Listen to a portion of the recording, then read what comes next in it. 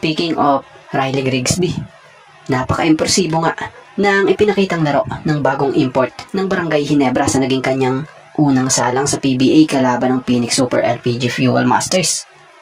So sa kanya ngang naging unang laro nito lang July 19, 2026 sa PBA Season 50 Governors Cup bilang pansamantalang kapalit ng injured na si Justin Brownlee. Kumamada lang naman ito ng 42 points, 13 rebounds, 2 steals with 1 block. Kahit natalo dito ang Ginebra sa final score na 81-78 dahil sa naging mainit na panimula ng Phoenix, ang kanyang monster number ay umani ng papuri mula sa fans at eksperto. So mapunta tayo rito sa ating pinaka-topic pa rin na pag-uusapan dito. Ang daming nakapuna o nakapansin na parang may pagkakapareho o pagkakahawig nga sila ng kilalang resident import ng Barangay Ginebra na si Justin Brownlee ng debut game. Unang-una, kung ikukumpara natin ang unang laro nila Justin Brownlee at Riley Grigsby sa Ginebra, parehong kahanga-hanga ang pinakita nila. Sa kabila ng pagkatalo, pareho nga silang kumamada ng malalaking puntos at halos sila nga ang bumuhat sa opensa ng koponan. Ganun pa man, hindi naging sapat ang kanilang naging individual effort upang maipanalo ang kanilang debut game. So kung tutuusin, nagsisimula pa lang itong si Riley Grigsby kung saan nagsimula rin noon sa ganitong sitwasyon ang kilalang napakahusay na resident import ng Barangay Ginebra na si Justin Brownlee. So magandang panimula ito para kay Riley Grigsby. Pero mas magiging maganda ang resulta kung mas maraming local players nga ang magbibigay ng sapat na suporta. At isa pa, sa pagkakatulad ni Riley Grigsby kay Justin Brownlee, ay pareho nga pong humble at walang kayabang-yabang sa court. Eto. Sa paalala lang natin nagsisimula pa lamang po etong si Riley Grigsby. So kasalukuyan na nga pong magja-Japan na si Mike Phillips matapos nitong pumirma sa isang Japan B-League team na Kyoto Hanaris. So, pumirma nga po siya ng 2-year deal. So, mismong Kyoto Hanaris nga po ang nagkumpirma sa kanilang social media na siyang ipinost din nitong si Mike Phillips. So, itong si Mike Phillips ay 24-year-old pa lamang. Kilalang energetic forward kung saan he is coming off a championship man and a finals MVP fit in the UAAP Season 88. So, kung tutuusin sa madaling salita, napakaganda nga rin po talaga ng tinakbo ng karir nito sa UAAP dito sa Pilipinas para sa team ng Lasal. Bukod pa nga doon, Phillips was also part of the Gilas Pilipinas squad that reclaimed the gold medal at the 2023 Southeast Asian Games in Cambodia.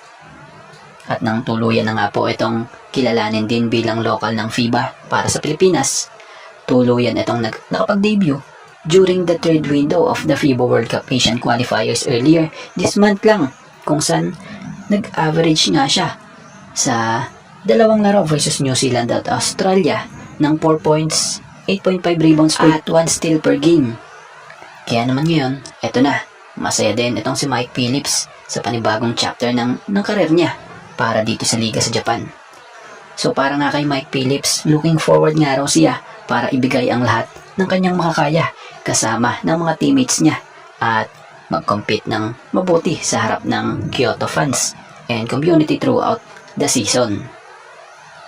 So yun, ngayon pa lamang nagpapasalamat na si Mike sa tiwalang binigay agad sa kanya at hindi na nga raw siya makapag-antay na makasama ang Kyoto team. Sana nga raw maging maganda ang season na ito para sa kanila. So sa kasalukuyan nga, out indefinitely o walang tiyak na petsa ang pagbabalik ni Scottie Thompson sa Barangay Ginebra dahil na nga sa isang lingering na hamstring injury na kung saan una nang napabalitang hindi ito talaga makapaglalaro sa unang mga linggo ng PBA Governors Cup. Karagdagang opisyal na update pa rito. Ayon sa mga ulat, maganda naman ang direksyon ng kanyang paggaling, ngunit wala pang eksaktong timetable kung kailan siya tuluyang makapaglalaro muli.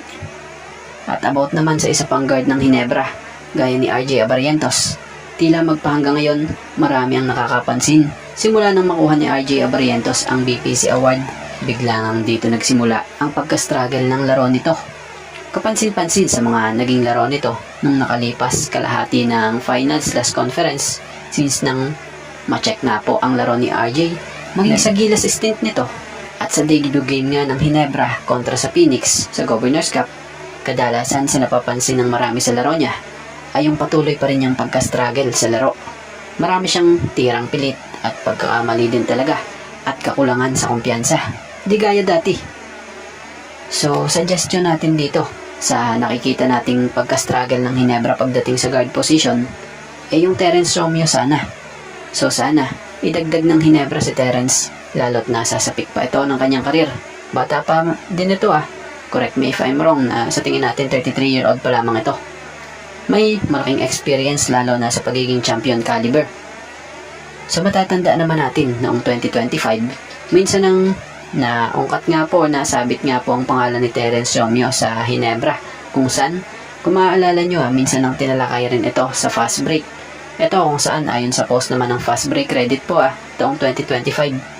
Team Cone open to exploring Terence Romeo signing for Ginebra.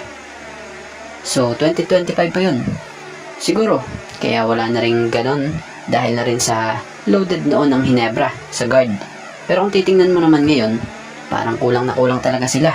Dito sa Ginebra pagdating sa guard, yung presensya ng gwardya na gaya ni Terence, yung guard sana na kayang magbaba ng maayos na bola na mahirap agawan. Dahil hindi sa kontra Phoenix at sa mga nakalipas na stint ni RJ, parang nabasa na ang style ng laro niya. Kumbaga nahihirapan na siya magbaba ng bola, hinaharas na. So tapos, wala pa nga pong scouting ngayon. So sana maisipan nila. Kumbaga suggestion lang naman natin itong si Terence Romeo. Dahil nakikita natin pwede ngang maitulong nito sa Ginebra kung sakali mapapatatag na nito ang backcourt ng Ginebra. Kilala nga si Romeo bilang dating 3 beses na scoring champion ng PBA. Maaari rin siyang magsilbing instant offense at maaasahang go-to guy tuwing kailangan ng puntos mula sa bench. Bukod pa doon, siya ay mahusay rin sa mga isolation play, dribble penetration, at paggawa ng puntos sa gitna ng mahigpit na depensa. So kagandahan pa kay Terence Romeo, ang kanyang mahabang karanasan sa playoffs at sa Gilas Pilipinas ay magiging malaking tulong din sa mga crucial na sitwasyon ng laro. So, sa madaling salita nga yung experience or malawak niyang experience or karanasan sa paglalaro niya, siyang pwede niyang maitulong sa gaya ng koponan na ito na Barangay Ginebra. So inuulit lang natin yun lang naman ay suggestion lang, lalo't maaari naman makuha si Terence nang walang kapalit din dahil magpahanggang ngayon nga si Terence Romeo ay isang unrestricted free agent sa PBA. So kayo, ano masasabi nyo? At bago nga ang lahat, baka naman po pwedeng makahingi ng isang subscription para sa ating channel or pakifollow na rin po kung nagustuhan nyo ang ating mga basketball update. At kung ito na may makakabigat para sa inyo, kahit isang like and share na lamang po. Maraming salamat po.